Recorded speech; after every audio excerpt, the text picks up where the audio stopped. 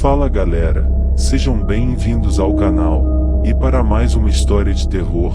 Se gosta desse tipo de conteúdo, não deixe de se inscrever no canal e deixar aquele like e ativar o sininho para receber notificações de novas histórias. Então bora para mais uma. A Maldição dos Baskervilles. Há diversas versões a respeito da origem do cão dos Baskervilles. Como, porém, eu descendo em linha reta de Hugo Baskerville, e tive de meu pai a narração, e este já tivera do próprio pai, preservei-a na crença de que ela ocorreu como aqui vai narrada.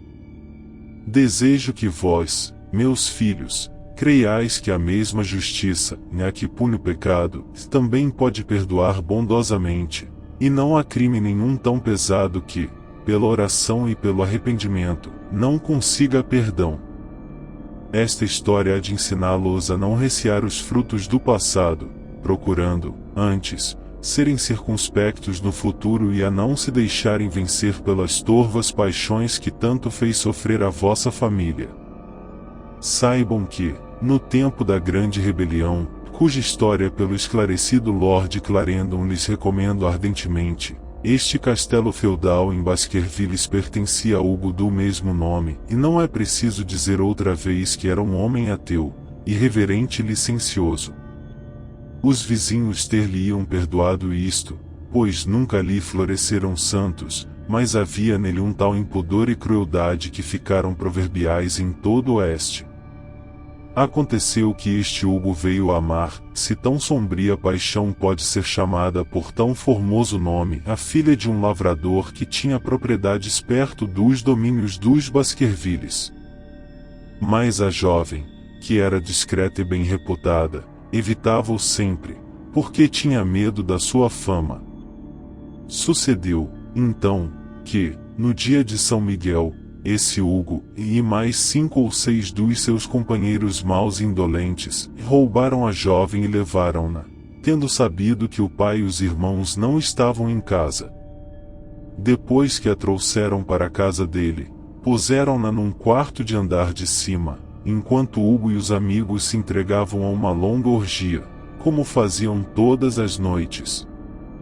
A pobrezinha, lá em cima, estava quase louca com os cantos, gritos e pragas horríveis que ela ouvia, vindos de baixo.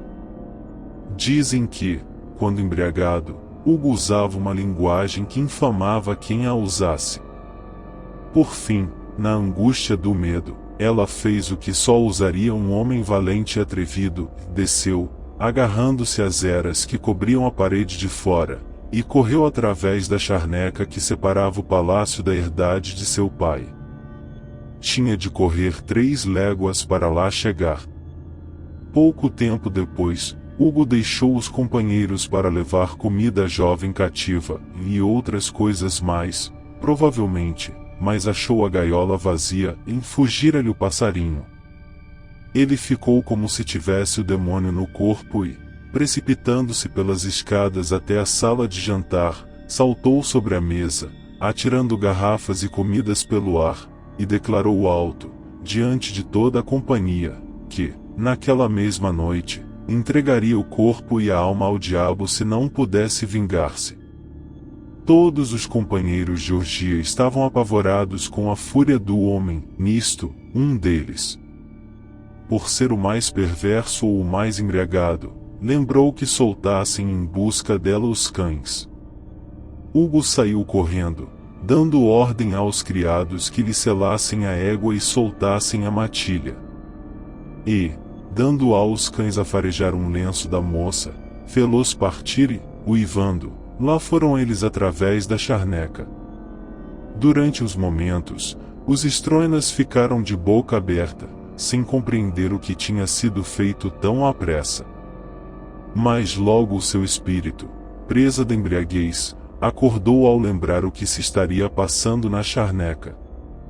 Fez-se, então, uma grande confusão e gritaria, e uns pediam as pistolas, outros os cavalos e outros pediam mais vinho. Por fim, voltou um pouco de sentido às suas cabeças tontas, e todos, Eles eram uns 13 ao todo, e montaram os cavalos e partiram. A lua brilhava luminosa sobre eles, que corriam velozmente pelo caminho que a jovem devia ter tomado para alcançar a própria casa. Tinham caminhado 1 milha ou 2 quando passaram perto de um pastor, dos que ficavam de noite na charneca, e perguntaram-lhe se tinha visto a caçada. E o homem, como diz a história, estava com tal medo que mal podia falar, afinal, pôde dizer que tinha realmente visto a infeliz moça, com os cães em seu encalço. Mas disse ele, também vi outra coisa, Hugo Baskerville passou por mim, montado na sua égua preta, e atrás dele corria, mudo, um cão infernal. E que Deus permita nunca eu o veja atrás de mim. Por isso, os fidalgos embriagados praguejaram contra o pastor e caminharam para diante. Daí a pouco, porém, ficaram gelados, porque ouviram o ruído de um galope. Depois, a égua preta, salpicada de espuma branca, passou correndo com as rédeas a arrastar e a sela vazia. Então, chegaram-se todos uns aos outros, doidos de medo. Seguiram, contudo, em frente. Se, todavia, cada um deles estivesse sozinho, voltaria, com todo prazer, para trás. Afinal, encontraram os cães. Estes, apesar de conhecidos pela bravura e pela raça, estavam ganindo, agrupados no alto de uma ribanceira profundíssima, uns fugindo aos saltos, de olhos esvaziados, para o estreito valado que tinham em frente. A companhia parou. Estavam mais moderados do que quando partiram. Alguns não quiseram por nada andar mais, mas 3 dentre eles, mais atrevidos ou mais embriagados, desceram pela ribanceira até um largo espaço, no qual jaziam 2 grandes pedras, que ainda hoje se podem ver, e que ali foram postas por esquecidos povos dos tempos antigos.